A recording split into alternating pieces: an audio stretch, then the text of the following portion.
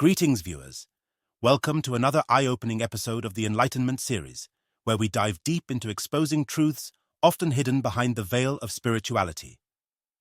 In today's video, we share the extraordinary testimony of Mr. Makhado, a former charlatan who once sought occultic powers in Nigeria to rise within religious circles. His story sheds light on the dark practices and rituals some so-called prophets and pastors engage in to manipulate their followers. According to Makhado, the pursuit of power in certain religious spaces is fueled by competition. Who has the most congregants, performs the most miracles, or makes the loudest impact in the Christian landscape. It's a dangerous game of deception that has little to do with genuine faith in God or the teachings of Christ. Makhado candidly admits to seeking initiation into occult rituals, including consulting with traditional doctors and engaging in practices meant to enhance his influence. He recounts one unsettling ritual involving the infamous white witches, believed to control the balance between harm, black witches, and redemption. Through elaborate ceremonies, these witches promised him supernatural powers at a steep cost, demanding rare items like the hearts of camels and lions. To pay for these items, he was offered what they called money rituals, a process that many pastors disguise as miracle money to their followers. The story becomes even darker, as Makhado describes being initiated into a secret society involving sacrifices, blood rituals, and symbolic markings meant to bind him to the fraternity. His testimony reveals the shocking extent of deception, where even mundane objects like oils, rings, and water are sold at exorbitant prices, capitalizing on people's desperation for miracles. Stay tuned as we transition to an exclusive video interview with Makhado, where he provides more chilling details about these practices, including his encounter with half-human, half-crocodile entities during his travels in Congo. Watch closely, and don't forget to share your thoughts in the comments section below. Before this thing can be popular in South Africa, it hit me in Nigeria. That's the reason I know how they do these things. These pastors, they take your name during the week and they go and consult to traditional doctors. They take a list, go and consult, get information, come and present it to you as a prophecy on Sunday on the pulpit. So they've inquired a lot about you. And when we finished there, he said that what I want, I must meet the witches that are controlling the world. So I wanted to check if this is real. I said, it's fine. You can call the witches. Then we organized that, no, at night I should come because I was staying closer. At night we came. You know what, Bishop? We were in a room like this. You enter. There was nobody, literally. Then after entering, they said I must move out. They gave me the key, they locked, I stood there. After some time, they said, no. Come in. Yeah, the witches have accepted you, come in. Bishop, when I came in... Back into the room.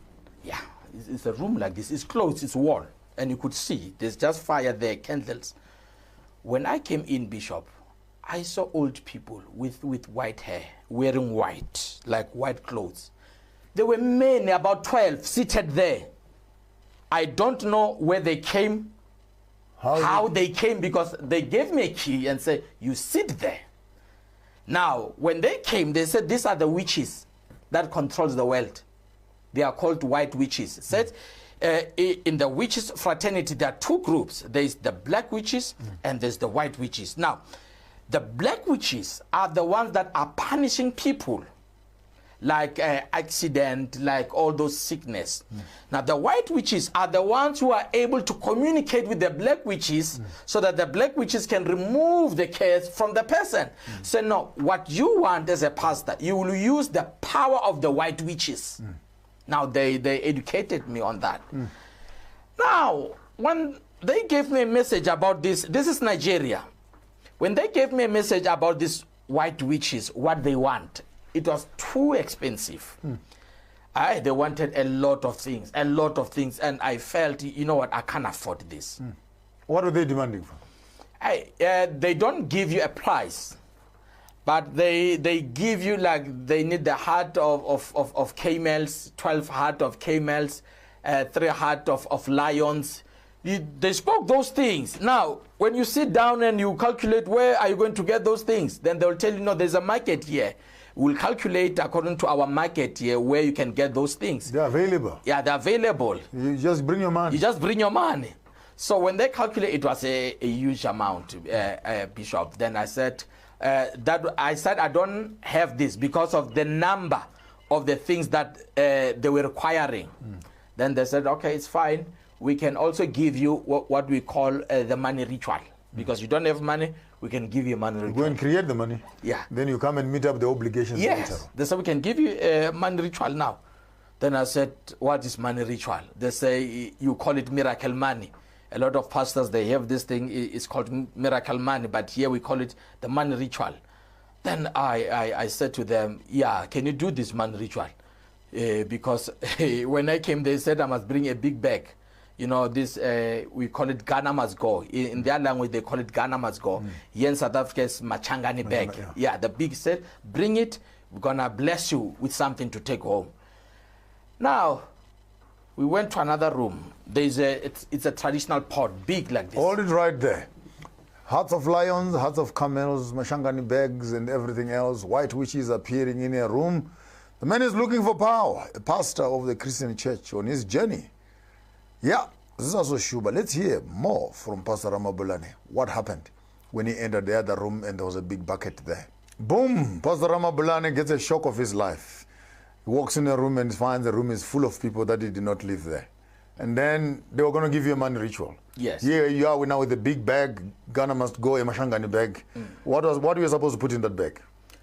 In the bag, they promised that I'll put the money that the spirits will give me. So you carry the bag with you. It's still empty by then. Yeah, it's still empty. Now we are going. But this is the amount of money you're going to be carrying. Yes, they told me that you must bring the biggest bag that you can. That you can find. Yeah, the spirits will give you money. Wow. So that you should use that money.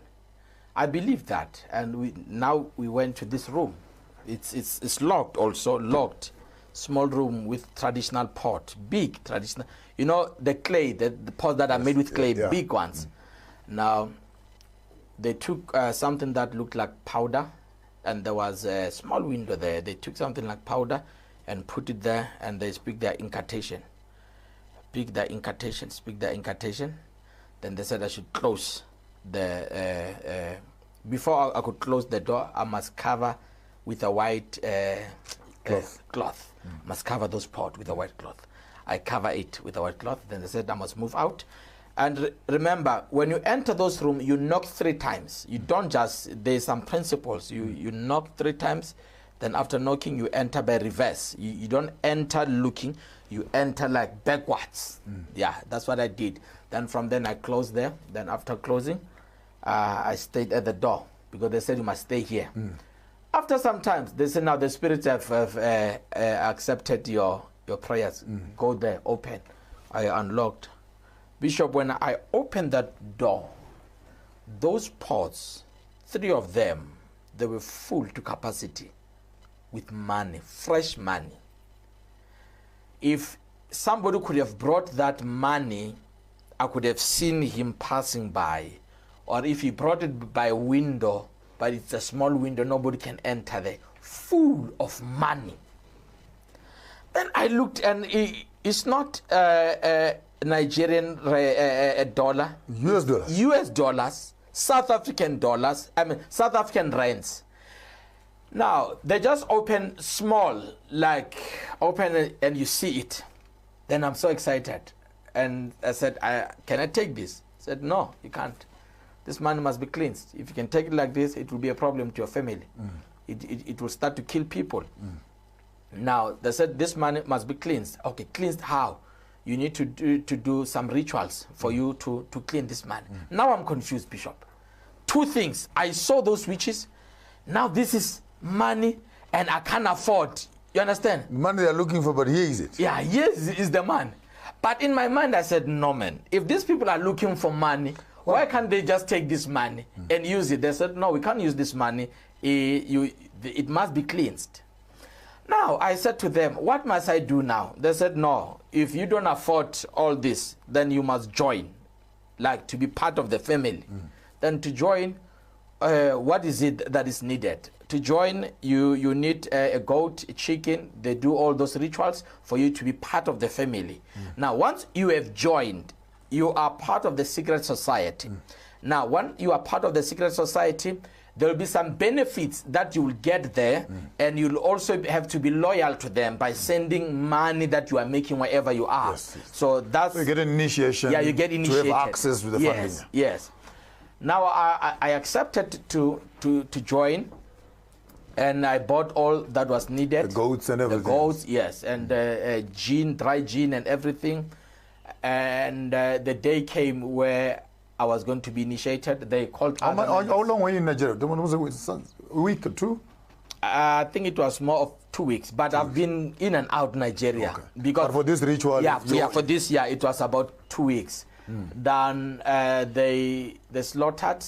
You have to call your name, your parents' name. You are a son of so and so. You have to give them your date of birth, and they have to do a ritual where they connect you with your star. That's what they said. So they end up killing a dog. A dog was sacrificed there. A dog? A dog, yes. A dog was sacrificed on what they believed it was the god of iron, which represent the devil. There were 3 types of altars there: the god of thunder, the god of iron, and the marine, the water spirit. Now, the god of thunder, it was the one that you just sent fire. You know, this thing of vuta. You just see fire coming out here, and it eats everything. That's where they do that. That's where they get the power there. Yes, the power. And the god is the god of thunder. The god of iron they call it the devil. Yeah, now the devil is where you curse people. That is where this... You die. Yeah. If you speak anything against me, you die. Yeah, so if you hear somebody saying those things, and say, I mean, they know what they're going to do on that altar.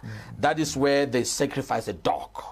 And they split the blood of the dog, and part of all the sacrifice you have to eat. And it's mixed with muti. You eat, and before you eat, you bite and you throw down. Then they take from down, they put it here and they put it here, then you eat. I mean, you don't just eat. It is not a normal procedure. It has certain rules. Then from then, when you finish that comes a woman who comes into the room. They say close your eyes. I mean, a woman comes into the room, close your eyes. You just close your eyes, and they give you water. You drink. That's part of the initiation. So you don't know whether this water is part of her urine or is part of maybe her armpits. But you close your eyes when that woman comes. There's a woman. She does what she does. She does what she does. She gives you water to drink. She just gives you water to drink, and you just have to drink that. And after eating a dog, why are you afraid of drinking water now? Yes. So those are the procedures. Then there was a big pot where they said I will be cooked there. They put fire. It's a drum, steel drum with water, and you could see the steam coming out. You touch the steam, it's hot. And they said, now we're going to put you there. But before, I was smeared with this muti. When they put me there, I could not feel the heat. The water was cold, literal cold. That's what happened. I stayed there for some... They cooked you? Yeah, they cooked me. They said, now we are cooking you so that no bullet will enter you. You'll be strong. That's what they said. So after that, they took me out. Then after taking me out, they took a machete, and that's where they did all these 3 signs here. They cut you there? Yeah, they cut me here, and the blood that came out of here was put into the cowries, and those cowries were thrown into the water to connect me with the water spirit. And they said, this is the sign to see. But just show the people again. Maybe people might not believe it. Maybe zoom in there, gentlemen. Yeah, the man actually literally he has the sign of cut the on his hand there of the occult. He's got 3 cuts on his hand that he got in that ceremony there. Yes. Wow. And they said, with this sign, when you meet other business people in South Africa When you meet pastors, if you see the sign, you must know they belong to the same cult. So once they see the sign, you greet each other with the left hand. And they said, I must initiate others in South Africa because they want to have their own house here. They want to establish their own headquarters here. And I asked them, how will that happen? So no, people who want power, people who want wealth, you initiate them and you get a stand, a house, that will be our temple there. So that every month will be coming there. Then I came back, they gave me a head of a pig so that it will attract people. And it was smelling because in Nigeria it's very hot. It was smelling. And when it started to smell at the airport, people were not comfortable. But in Nigeria, coming here, it was easy. I mean, Nigerians, most of them, they take their traditional herbs, they come with them here.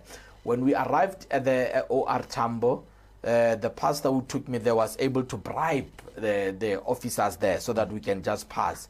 And we passed, we came to the church, we buried it. How did you do that? We were using a tent. So, a tent? Yeah. So it was easy to dig at night, just to bury it there. Inside the church? Yeah, inside. They said you should bury it inside. Why a head of a pig now? They said the head of a pig is, I don't know why specifically the pig, but it says when it gets rotten, it will be how it will attract people. So I don't know why specific a pig. Then when, within 2 months after I've buried it, Bishop, I started to see people coming. You know, I just have to be, to tell you the truth. This thing is like you can see what you want to see, the result. It works? Yes. People were coming, Bishop. I saw people coming. But people who were coming, they were not coming to be Christians. They were not coming for the word of God. They were attracted by something else. Yeah, they were attracted by something else. When you preach, they are not there, but they don't tithe. But they're able to buy an oil that costs 5,000 rand. Yet a person, she's working and her salary is 5,000 and tithe is about 500. They don't tithe, but they can buy an oil that costs 5,000. So you need to have things that you are selling. Yeah, you need to have merchandise now. Starting bangles, rings, stickers, oils. By that time, I was just selling oils and water. Different types of oils and water. And we will also go to people's house to strengthen their houses, so that they can continue to buy the oils.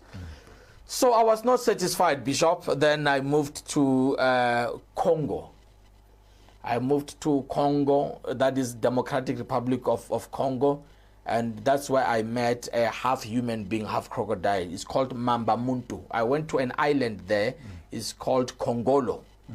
And when I arrived in that island, it's normal. Those people there, their level of civilization, it is not like us. As you've just seen in the video, Mr. Makhado's journey into the dark underworld of occult practices didn't stop in Nigeria.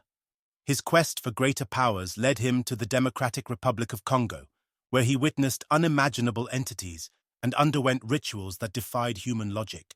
From consuming sacrificial offerings to enduring symbolic cooking rituals meant to make him invulnerable, Makhado's experiences paint a disturbing picture of the lengths people go to for power and influence. One of the most alarming aspects of his testimony is the realization that many congregants unknowingly fall victim to these practices. They are drawn by the promise of miracles, blessings, or financial breakthroughs, only to be manipulated into spending their hard-earned money on meaningless items disguised as sacred tools. As Makhado points out, these congregants often neglect genuine spiritual growth, instead fueling the greed and corruption of leaders operating under occultic influences.